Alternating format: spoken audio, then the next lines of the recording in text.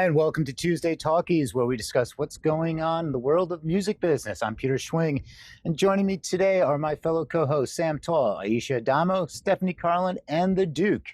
If there's something you'd like to chime in about, let us know in the comments below. Today, we're going to discuss how much does it cost to get your music played by a TikTok influencer. Twitch is having its moment with takedown notices. How can artists open themselves up to possibilities during chaos? And the importance of artists creating music for a movement. So let's get to it. The other day, Rolling Stone published an article simply titled, "Want a TikTok hit? Have $30,000? The article discussed what influencers are charging these days to add a song. Paying influencers is nothing new. Radio payola, paying playlist creators, or just scroll through your Instagram feed and you'll find plenty. The original charm of TikTok was it gave the little artists who didn't have a big label budget a chance. But as with any social platform where there's billions of people, the ones with the money have leverage. The big name celebs are in the game now and will suck up all the attention. Now, the label and marketing dollars are being shifted to paying influencers, which isn't necessarily an added cost to the marketing department since currently they aren't spending money on promotional tours. Sam, is this just the pay the influencer platform du jour? How effective is it, and what does it mean for the fledgling artist? You know, I think it's an interesting way that Rolling Stone decided to frame it because it doesn't cost $30,000 for everybody. Maybe it costs $30,000 for Charli D'Amelio, who's like the #1 TikToker in the world, but it doesn't cost that much for everybody. Now, that's not to say that it doesn't cost money to guarantee the use of your song. But there are a lot of, just as is the case with YouTube and Instagram, there's a lot of micro influencers on TikTok who are happy to promote something, maybe just have a shout out, maybe just something that's, under $1,000, which is still a lot. Let's not, mince words there. It's still a lot especially for independent artists, but it's not, your major label budgets. Well, the thing here is, now does it become this saturation point again, where it's only the 1%, only the ones with this money that can get in there, and it now is it that we're looking at the next platform already for how these fledgling artists that don't have this kind of budget, like it's what happened with YouTube, what happened with Instagram, like what is an artist to do? What can you do? Like as a manager, what do you tell your artists? Right. Well, so I think as with prior platforms that have kind of taken this position of being the new way to promote music, there are going to be creators who take money for promotion, but all creators, as far as I have experienced, and at least the good ones for sure, still like doing genuine, good content. They like engaging with other creators. They like, sharing the things that they care about, the things that they're interested in, and really kind of feeding the audience. Because if it's just all promotion, it's obvious. So they like to do things that are still very organic to their personality, their platform. That's really what the audience is there for in the first place. And so for the artists that I represented who've gone that route, who wanted to engage in that sort of audience and reach out and have some kind of help from the influencer space, I say get involved, get on the platform, participate, create content, be a member of that community, earn your recognition and earn your credibility as a member of that community, then reach out and say, hey, I'm over here doing my thing. I like your thing. Let's do our thing together. My thing is music. Your thing is something else. And that's the most organic way you can get that word of mouth going. Yeah, and that's something that YouTube influencers used to do in the past is you'd find you match up with somebody and you would share some content, you'd cross collateralize, you could do a bunch of different things together and say, hey, go check them out, and then vice versa. So, and that's how the whole YouTube influencer and partnerships, that's really helped to, get everybody more exposure. And that's actually still what this name of the game is. It comes down to exposure because, TikTok, what are they paying out for royalties right now? So you're paying to get exposure to drive somebody to go listen to listen to you on a streaming platform. So you generate revenue there. Absolutely. And with that being said, don't go anywhere, Sam, because we have another social streaming platform to discuss. And this has to do with Twitch and their copyright strike problem. So last week, The Verge reported that Twitch will begin scanning and deleting clips that contain copyrighted music. In the article, they state Twitch plans to start automatically scanning clips of live streams for copyrighted music and following a wave of takedown requests on years-old videos, which has frustrated streamers over the last week. Twitch says it will automatically delete clips with copyrighted music in them and that it will not penalize streamers. Under its current rules, streamers can get strikes for copyright violations that could ultimately lead to a ban. So, Sam, we're going to turn back to you, and we're also going to bring in the Duke for this segment to discuss the effects that this will have on streamers in the industry. So, Sam, you're at Studio 71, which is dealing directly with this. So let's start with your take on this matter. Sure. So there's kind of two sides to this equation, right? There's the rights owners who control the content, the music, and don't want it used without getting paid for it, obviously enough. And on the other side, there's the creators who are using the content in their videos and in their streams, which does have a, amplified effect on the professionalism and the production quality that's perceived of their streams. And then in the middle is Twitch having to, be the traffic between the sort of intersection of those two parties. So Studio 71, as a multi-channel network and as a content distributor, we both represent a bunch of music rights as well as a bunch of creators, especially gaming streamers, where this is a problem for them. So it's a very unique sort of position to be in where we can kind of see both sides, play both sides of the coin. The reality is this: music creators, like, put aside the labels, for example, creators themselves want to get credited and get compensated for their work. It doesn't matter if they're a streamer and they want to collect the tips from people paying in on their stream. It doesn't matter if they're a music creator and they want to get paid for doing the covers that they spend a lot of time, effort, and money producing. Everybody's just trying to make a living making content and making sure that their rights are protected across the board. So there's sort of an obligation on the part of the labels and the distributors, like Studio 71, to defend those rights. But there's also an obligation on the parts of the creators and their representatives, like Studio 71, to try and keep those claims and strikes at bay to allow the streamer or the creator to continue having that business opportunity. This is nothing new. It's what happened on YouTube. It's what led to the creation of Content ID. It's what led to, Facebook having to build a rights manager and have, the issues that they had with Instagram and automatic detection. Twitch is now suffering the same problem. They're becoming a platform where monetization is inevitable at the scale of a YouTube. And so all the labels, including the RIAA and NMPA, who are sort of the main mouthpieces for this effort, are going to be looking to cause a little bit of damage to bring them to the bargaining table. Right on. And I know, Dave, the Duke also, he was talking about this and, coming from, as a musician and everything. And I know you have a standpoint on this. So, let's fold this into the equation. So, Duke, come on, why don't you join us and, give us your perspective on this. Well, when I read this, like, my brain was kind of just like baffled because, so just like, long story short, the band Shinobi Ninja, then we had a song in NBA 2K12, the #1 selling video game of that year. It sold 5 million copies. So every time somebody played that game, our song played. Now, if you're twitching the game and the song plays, how does that affect your stream if it's in the game itself? It's almost like there's a fourth wall. And then the other side is like social medias are just becoming too powerful. I think now with Twitter, like putting, labels on what the president says, or this is false, or this is real. It's the same thing with Twitch. It's like, you can't play a song, even though you bought the song, you can't play the song.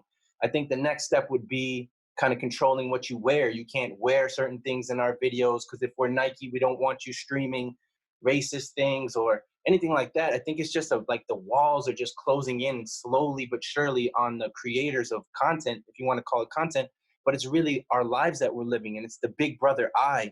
And it's just, now it's what you say, it's what you listen to, it's what you look like. It's just a lot of walls. So I just felt, I was just like, man, it's just closing in on all sides. And what do you have to do? You have to make another social media platform that then says, we're not like the other ones, until they get big enough and then they get bought up and they become just like the other ones. So I think it was questionable. I think a certain amount of that is good and a certain amount of that's bad, right? Like, we don't want platforms to allow the proliferation of harmful, damaging, abusive, or fraudulent content, right? We also don't want Twitch necessarily to become a haven for people to freely distribute music that people then tune into that like it's the radio, but there's no monetization model, even like the radio has, to support the creators who made that content. On the other token of that, we see a big part of at least the argument for the press's sake here is that creators are streaming a lot more and using Twitch a lot more, but there's not a monetization model for them as robustly as there is elsewhere. And so we need Twitch to kind of support creators in the licensing and monetization of the content that they're bringing to the table. And the way we do that is by limiting how much of it is used and abused on other channels and other streams where it's not paid for, it's not licensed, it's not covered. What do you think about that sort of like towing the line?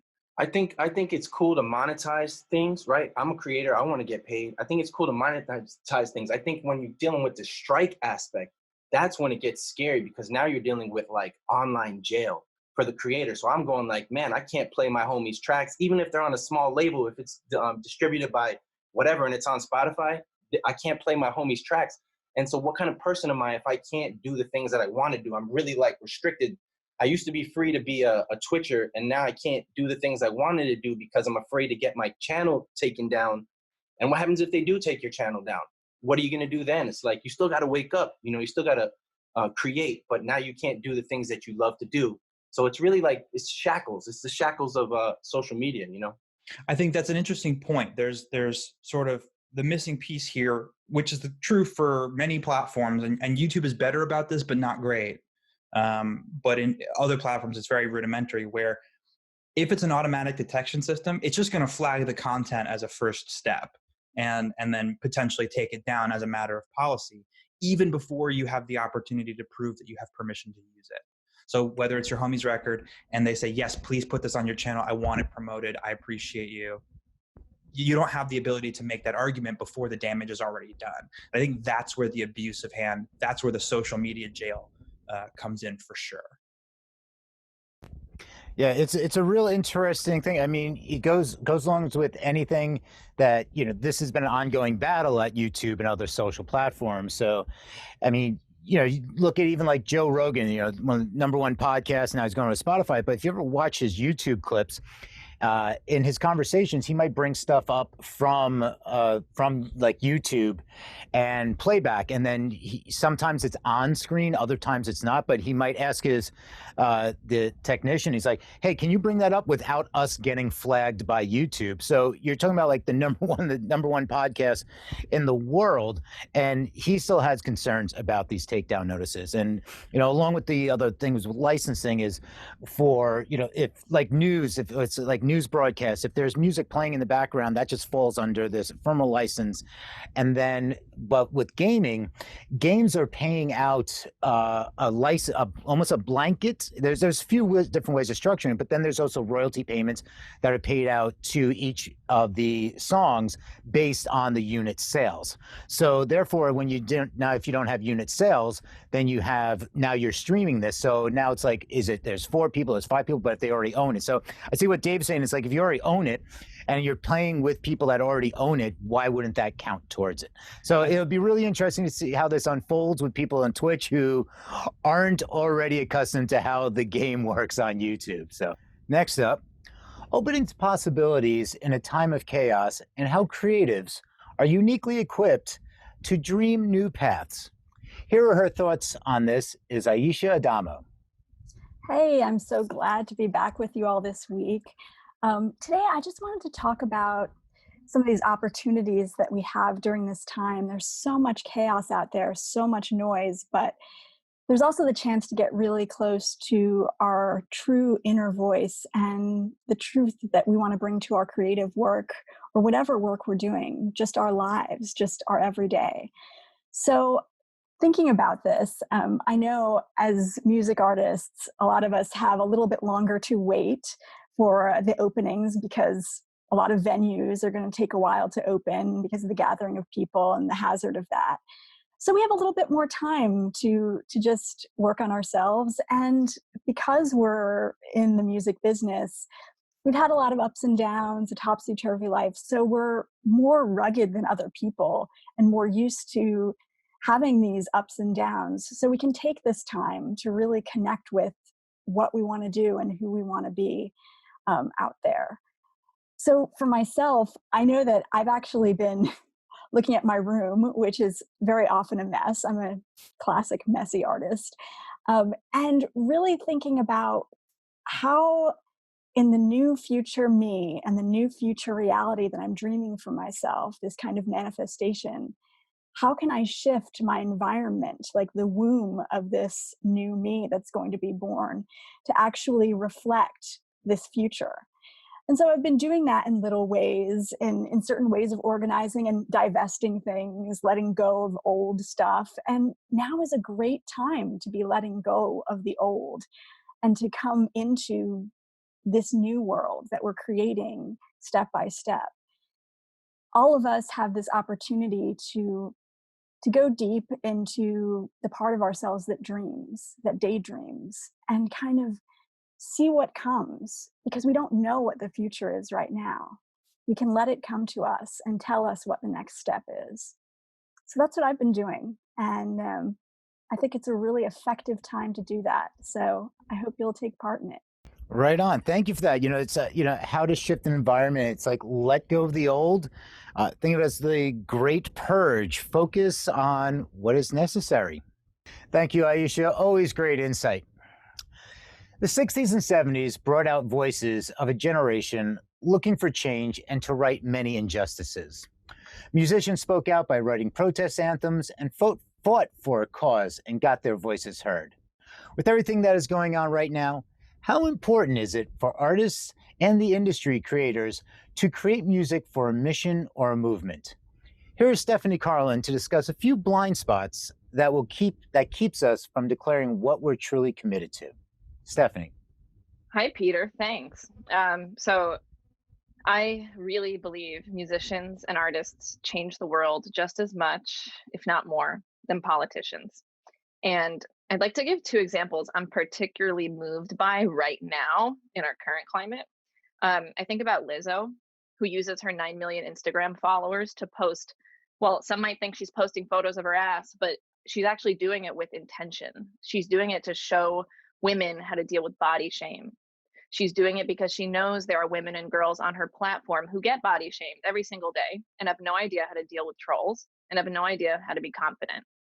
She's doing it to shame the fat shamers and give those women and girls the thought, well, if Lizzo can be confident, if Lizzo can love her body, I can do it too. It's very clear that she has a methodical and thoughtful approach to the impact she's making through social media. And I also think about Beyonce.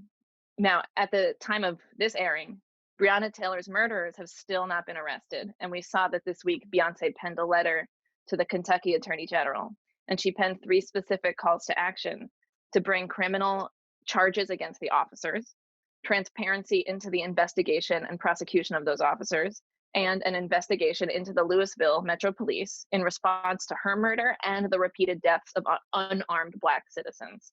It has been 3 months since Breonna Taylor was murdered by the police. Beyonce only penned this letter yesterday, and I have a feeling it's going to make a huge difference because people listen. And why do people listen to her? Why do people listen to artists? Music speaks to the human experience. Musicians are the access to this spiritual practice of feeling, not just speaking truth. Great music makes us feel truth.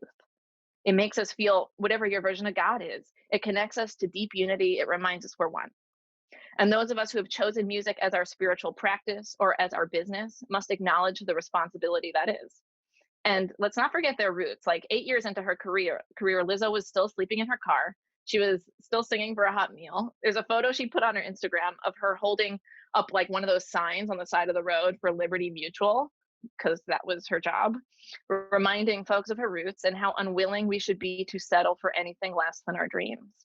And so my inquiry to our listeners today is, what has you scared to speak truth? Maybe you're an artist, but maybe you're a music industry leader. And by the way, everyone in an industry can be a leader. Even if you're an intern, you're a leader. Being a leader is a mindset. It's not an evidence-based phenomena. You either believe you make a difference or you don't.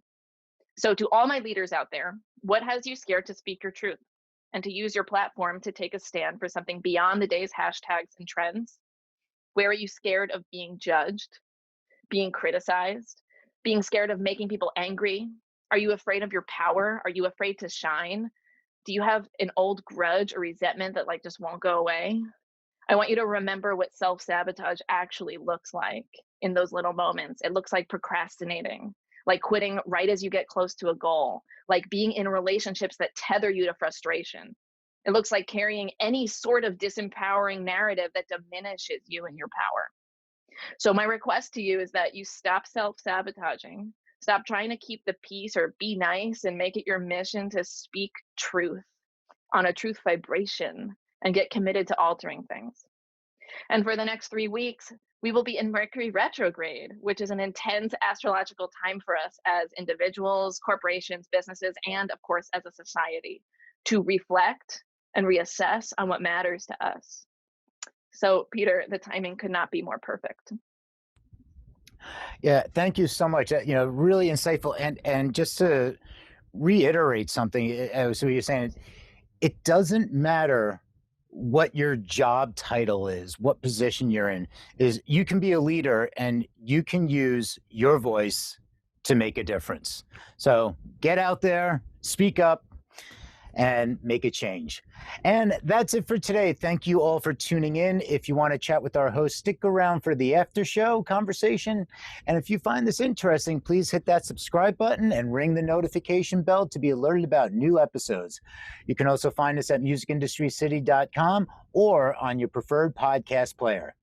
Thank you again to our hosts, Sam, Aisha, Stephanie, and the Duke. Have a wonderful day and see you next time. Peace.